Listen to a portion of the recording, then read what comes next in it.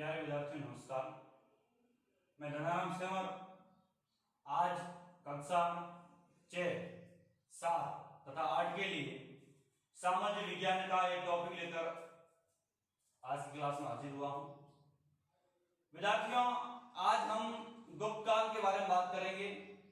पिछली क्लास में हम लोगों ने मौर्य काल से संबंधित शासकों के बारे में विस्तृत तरीके से व्याख्या की। हम लोगों ने सर्वप्रथम मौर्य काल में आचार्य चाणक्य के बारे में जानकारी प्राप्त की, ज्ञान अर्जित किया। उसके बाद में विद्यार्थियों, क्योंकि चाणक्य जी का इस मौर्य काल में स्थापना के लिए महत्वपूर्ण योगदान था और शासक आया था, हम लोगों ने चंद्रगुप्त मौर्य के बारे में बात की, हम लोगों ने बिंदुसार के बारे में बात की, हम लोगों ने सम्राट अशोक के बारे में बात की। तो विद्यार्थियों, 4वीं शताब्दी से 2री शताब्दी तक ये काल चलता रहा। 4वीं शताब्दी ईसा पूर्व से 2री शताब्दी ईसा पूर्व तक मौर्य काल चलता रहा। उसके बाद में विद्यार्थियों कुषाण, सातवाहन,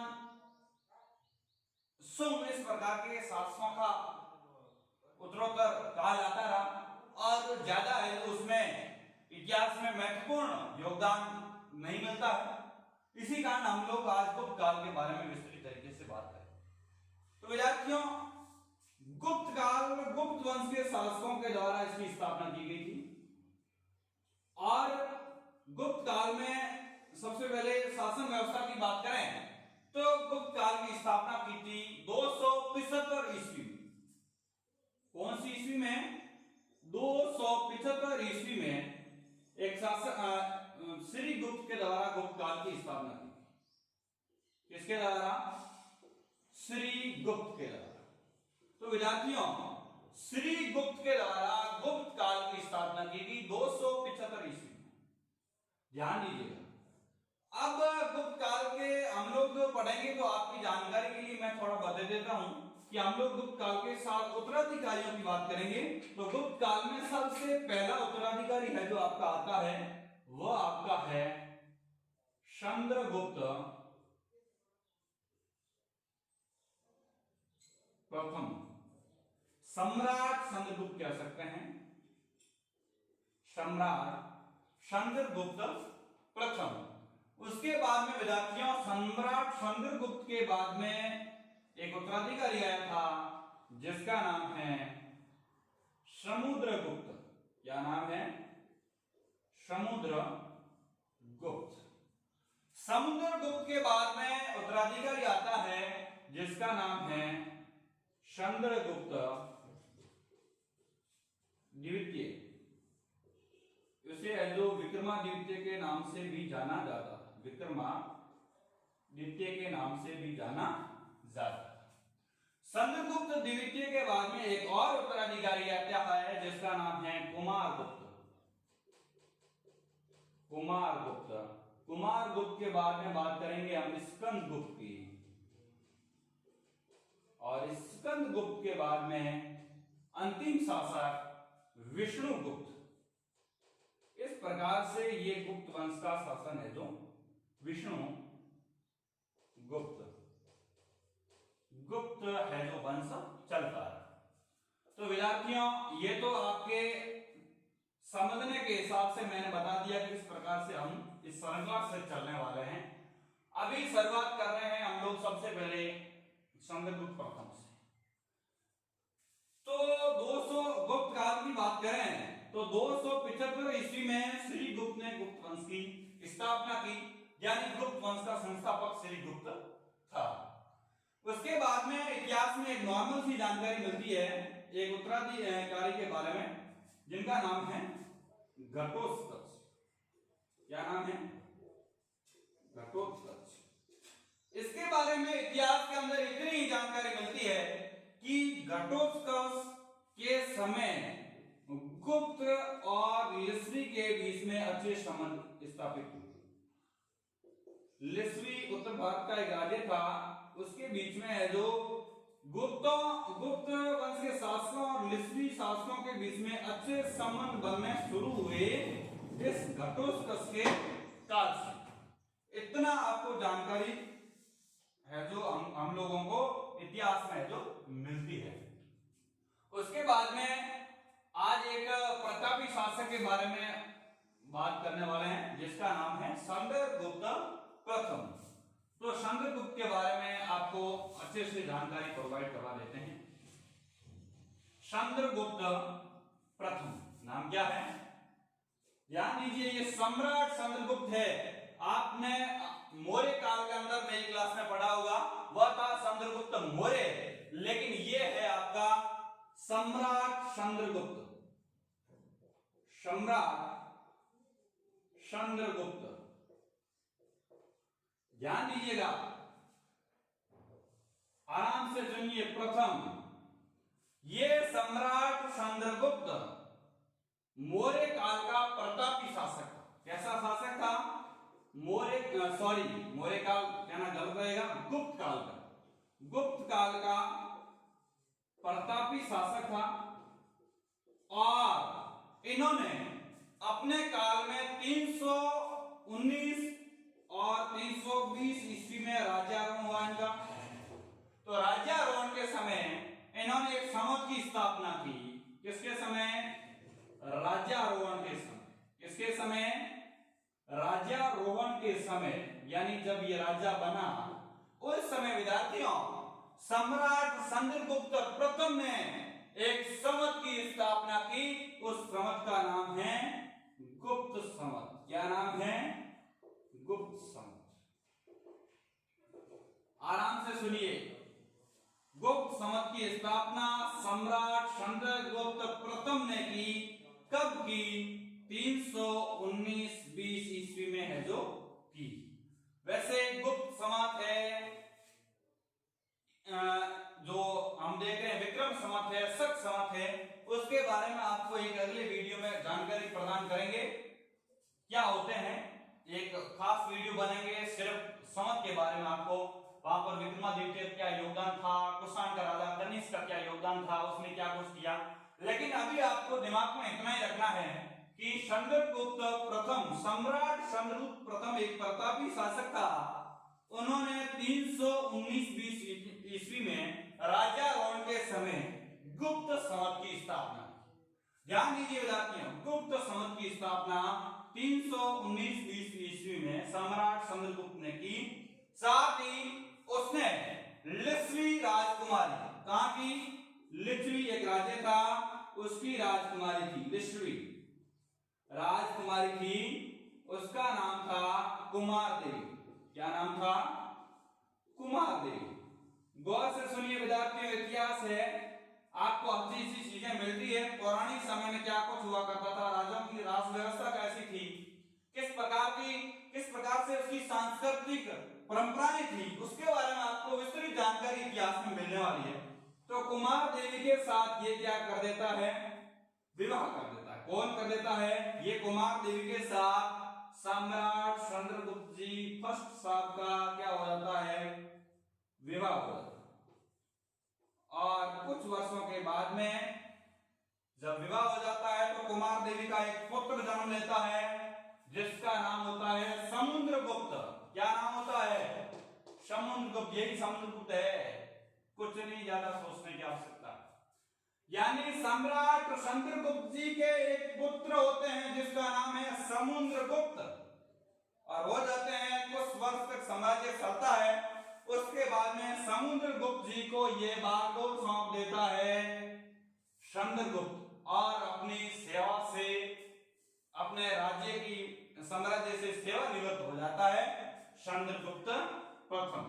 इतिहास में हमें इतनी ही जानकारी इसके बारे में मिलती है।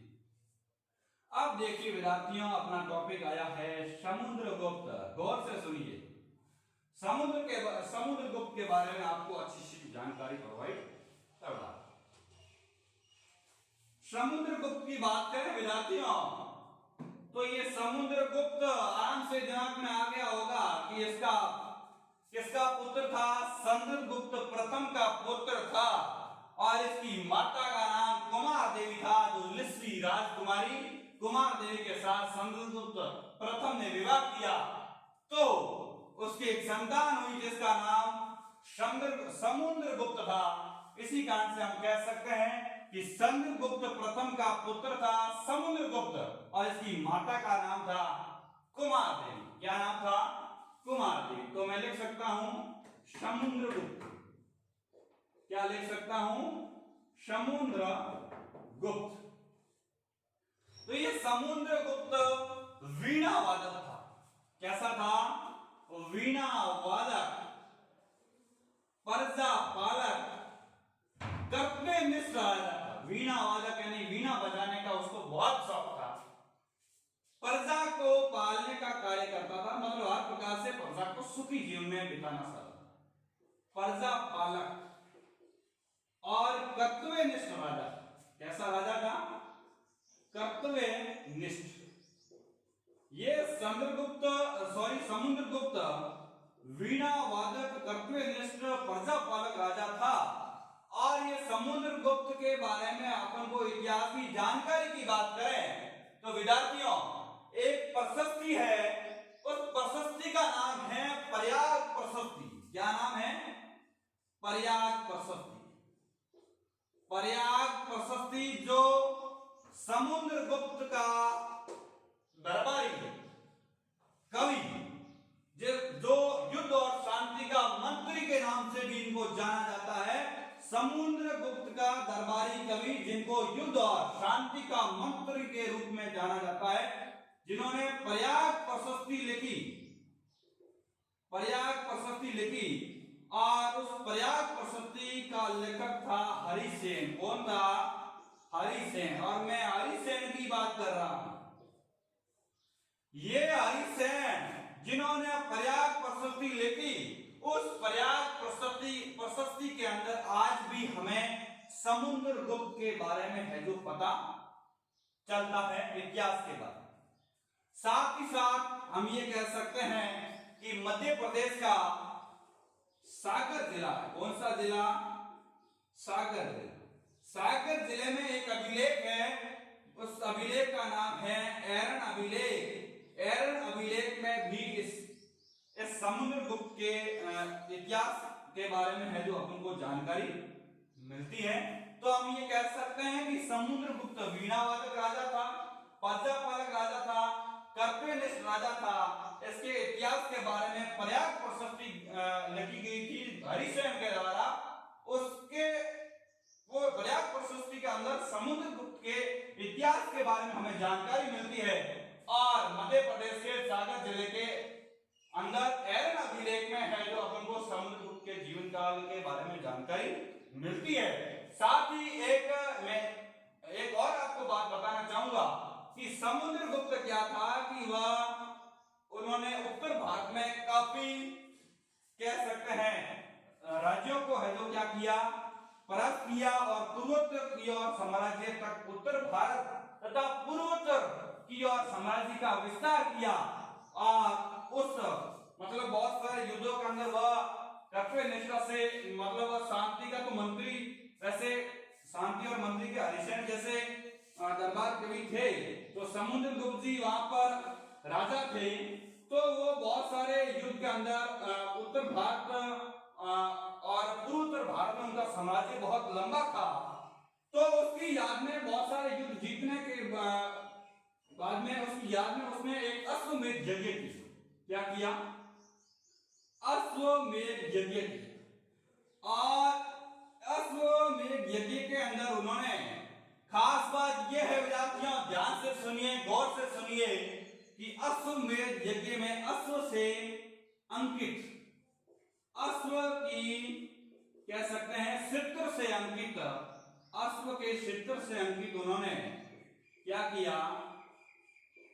सोने के सिक्के, अश्व के चित्र से अंकित सोने के सिक्कों को बांटने का कार्य, प्रजा को देने का कार्य इस समुद्रगुप्त ने किया, इस वीणा वादक ने किया। प्रयाग प्रशस्ति के अंदर भी ये समस्त जानकारी मिली हुई है कि वह उसने अश्व में यज्ञ किया और जनता प्रजा को उन्होंने है जो अश्व की चित्र से अंकित सोने के सिक्के है जो देने का काम किया इस समुद्रगुप्त प्रथम ने।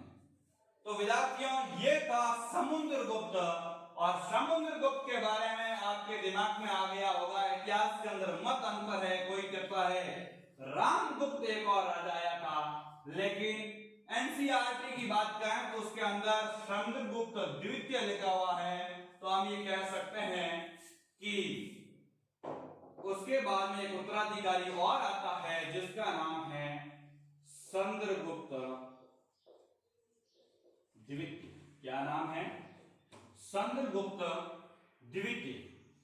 तो विद्यार्थियों, चंद्रगुप्त द्वितीय के बारे में आपको जानकारी प्रोवाइड करवा देता हूं कि यह चंद्रगुप्त द्वितीय, उन्होंने भारत के विभिन्न राज्यों तक इनका साम्राज्य का विस्तार था और इनकी खास बात यह है कि ये पूर्वोत्तर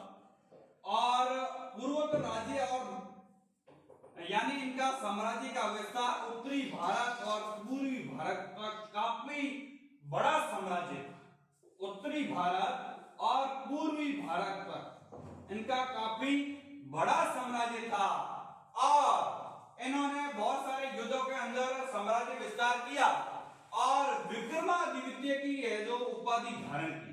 इसी कारण से चंद्रगुप्त द्वितीय को विक्रमादित्य के नाम से जाना जाता है। चंद्रगुप्त द्वितीय को विक्रमादित्य के नाम से जाना जाता है। यह चंद्रगुप्त द्वितीय विद्यार्थियों विद्वान था, प्रजा पालक था, दयावान था और अपने आप में एक समृद्ध राजा था और कह सकते हैं कि हर प्रकार से किसी भी प्रकार से प्रजा को कष्ट देने का कार्य चंद्रगुप्त द्वितीय के द्वारा नहीं किया जाता था। विक्रमादित्य एक प्रकार का सुखी प्रजा के सुखी का राजा था। ये एक विद्वान था और विद्वान होने के नाते हम ये कह सकते हैं कि इतिहास के अंदर हमें जानकारी मिलती है कि विद्यार्थियों इस चंद्रगुप्त द्वितीय के इतिहास के बारे में हमें जानकारी मिलती है। तो हम बात कर लेते हैं इसके विद्वानों की 9 मंडली उसके दरबार में हुआ करती थी।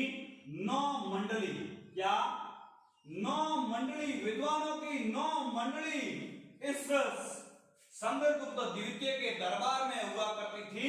उस 9 मंडली को 9 रत्न कहा जाता था, 9 रत्न के नाम से जाना जाता था। विद्यार्थियों 9 मंडली कौन थी उसके बारे में थोड़ी सी आपको जानकारी दे देता हूं। 9 मंडली में से 9 रत्नों में से इस विक्रमादित्य के 9 रत्नों में से 9 के 9 आपको नाम बता देता हूं। चंद्रगुप्त के 9 रत्नों में से पहला नाम आता है जिसका नाम है अमर सिंह। अमर सिंह था वो, ये 9 रत्न में से आता है। दूसरा नाम आता है कालिदास। आपने कालिदास का नाम सुना होगा, ये भी विक्रमादित्य के 9 रत्नों में से एक थे। उसके बाद आता है घटकर्पर। घटकर्पर ये भी विक्रमादित्य के 9 रत्नों में से एक थे। उसके बाद में विद्यार्थियों आते हैं शपनक, शंकु, घटकर्पर की बात हो गई। उसके बाद वरामीर, वररुषि और वेताल भट्ट। वेताल भट्ट। इस प्रकार से ये है जो 9 रत्न थे, अमर सिंह, कालिदास, घटकर्पर, शपनक, शंकु, वरामीर, वररुषि, वेताल भट्ट और एक और राजा था। अमर सिंह हो गया, कालिदास हो गया, घटकर्पर हो गया और एक और राजा था, एक और नवरत्न था, वह है जो आपको पीडीएफ में भेज दूंगा।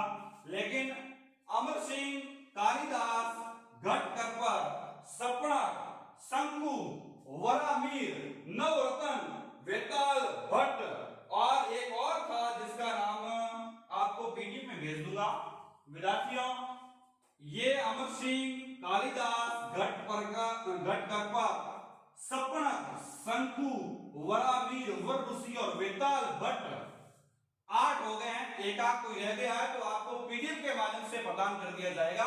तो ये 9 मंडली हुआ करती थी चंद्रगुप्त द्वितीय यानी विक्रमादित्य के विद्वान जो राजा था उसके उसमें से 9 मंडली थी। ये 9 मंडली में से इनका नाम है जो इस प्रकार से है जो आता है। तो विद्यार्थियों, ये था चंद्रगुप्त द्वितीय यानी विक्रमादित्य, जिन्होंने है जो विक्रमादित्य साम्राज्य में विस्तार किया और विक्रमादित्य की उपाधि धारण की और 9 रत्नों की मंडली थी उसको कहा जाता था 9 मंडली और 9 रत्न कहा जाते थे। ये थे 9 रत्न। और खास बात ये, और एक और था नवा था जिसका नाम था धन्वंतरी। अभी याद आ जाता है धन्वंतरी। क्या नाम था? धन्वंतरी। आराम से याद आ जाता है। तो ये 9 रत्न थे, 9 रत्नों की मंडली थी। उसमें है जो इस प्रकार से वह एक विद्वानों की तरह राजा था, प्रजा पालक था और प्रजा को सुखी रखने का कार्य करता था। एक खास बात और मैं आपको बता दूं विद्यार्थियों कि ये चंद्रगुप्त द्वितीय, इसके काल के अंदर एक स्वीनी यात्री था जिसका नाम था फायांग। क्या नाम था? फायांग। स्वीनी यात्री फायांग जब भारत की यात्रा के लिए आया तब उस समय ये चंद्रगुप्त द्वितीय का शासन काल था, विक्रमादित्य का शासन काल था। और उसने ये देखा और इस फायांग ने ये लिखा कि भारत की प्रजा सुखी है, प्रजा सुखी है और राजा न तो प्रजा को दंड देता है, ना तो प्राण दंड देता है, ना ही शारीरिक दंड देता है। फायांग की बात करें तो फायांग ने यह कहा कि प्रजा सुखी है, राजा ना तो प्राण दंड देता है और ना ही शारीरिक दंड, शारीरिक दंड। यानी विद्यार्थियों, फायांग था, चीनी यात्री था, वो भारत आया। उस वक्त चंद्रगुप्त यानी द्वितीय का यानी विक्रमादित्य का शासनकाल था। उस वक्त उसने ये लिखा कि भारत के अंदर प्रजा सुखी है और राजा दयावान है, न तो राजा प्रजा दंड देता है न ही शारीरिक दंड। इससे ये पता लगता है, इसी पुष्टिकरण होता है कि चंद्रगुप्त द्वितीय के काल में प्रजा बहुत सुखी थी। और मोस्ट ऑफ देम, पूरे गुप्त काल की बात करें तो गुप्त काल के अंदर समस्त राजा दयावान थे, प्रजा पालक थे, धन वेदों की कोई कमी नहीं थी, संस्कृति की परंपराएं समृद्ध हुआ करती थी। इसी कारण से गुप्त काल को भारतीय इतिहास का स्वर्ण काल के नाम से जाना जाता है। कौन से काल को? गुप्त काल को भारतीय इतिहास में स्वर्ण काल के नाम से जाना जाता है। इसके बाद में विद्यार्थियों एक और राजा आता है चंद्रगुप्त द्वितीय के बाद में, जिसका नाम है कुमारगुप्त। और कुमारगुप्त के बारे में ज्यादा कोई जानकारी नहीं मिलती है, लेकिन विद्यार्थियों एक और अपने दिमाग में रखते हैं, कुमारगुप्त वो राजा आता है चंद्रगुप्त द्वितीय के बाद में। इसको महेंद्रादित्य के नाम से जाना जाता था। क्या नाम था? महेंद्रादित्य।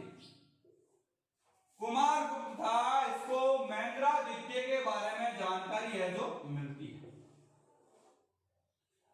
महेंद्रादित्य के बारे में महेंद्रादित्य के नाम से जाना है जो जाता था। और कुमारगुप्त के बाद में एक और राजा आता है जिसका नाम है स्कंदगुप्त, और वो कह सकते हैं गुप्त वंश का अंतिम प्रतापी शासक था, तो वह स्कंदगुप्त ही था। और स्कंदगुप्त ने हुनों पर जब हुनों ने आक्रमण किए उस वक्त इस स्कंदगुप्त ने वीरता पूर्वक तरीके से उनका मुकाबला किया। किसका? हुनों का। तो इन्होंने वीरता पूर्ण तरीके से मुकाबला किया। किसने किया? स्कंदगुप्त ने किया। किसका मुकाबला किया? हुनों का किया। और स्कंदगुप्त के बाद में मौर्य काल का परिवर्तित शासक कह सकते हैं वह, और अंतिम शासक कह सकते हैं, वह आता है आपका विष्णुगुप्त। उसका नाम क्या है?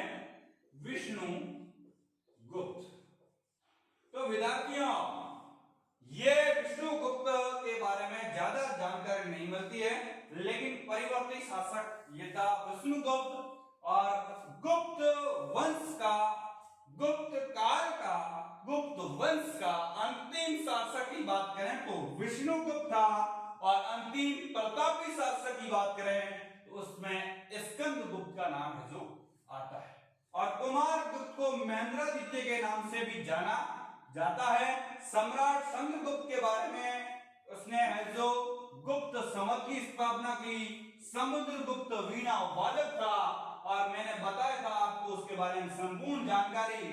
और समुद्रगुप्त के अंदर मैंने प्रयाग प्रशस्ति की बात की और उसमें मैंने आपको ध्यान दीजिएगा, आपको ध्यान होगा हरिसेन और एरन अभिलेख के बारे में बात की।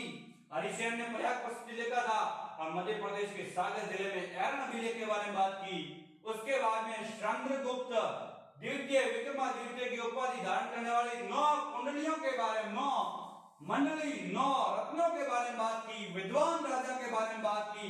उसके प्रजा पालक और दयावान सुखी के कारण आज इस गुप्त वंश को भारतीय इतिहास का स्वर्ण काल के नाम से जाना जाता है।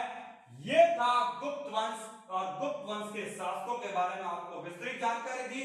विद्यार्थियों, इससे रिलेटेड कोई भी प्रश्न, चाहे आप किसी भी प्रकार की तैयारी कर रहे हैं या फिर अपने विद्यालय के स्टूडेंट ही हो, लेकिन जहां तक मेरा मानना है गुप्त काल के बारे में हमें इतनी ही जानकारी मिलती है। इससे रिलेटेड जो भी प्रश्न बनते हैं आपके अपने विद्यालय के group JR memorial institute of education group के अंदर आपको समस्त प्रश्न मिल जाएंगे। उत्तर आपको है जो लिखना है। आराम से देखिए, गहराई से देखिए, ध्यान से देखिए और धीरे धीरे अपने दिमाग में बिठाने का यदि आप प्रयास करते हैं तो ऐसा कोई टॉपिक नहीं होगा जो आपको समझ में नहीं आएगा। तो आज की क्लास यहीं क्लोज करता हूं। बहुत बहुत शुक्रिया। हमेशा पढ़ते रहिए, हंसते रहिए, मुस्कुराते रहिए और याद करते रहिए। शुक्रिया, धन्यवाद।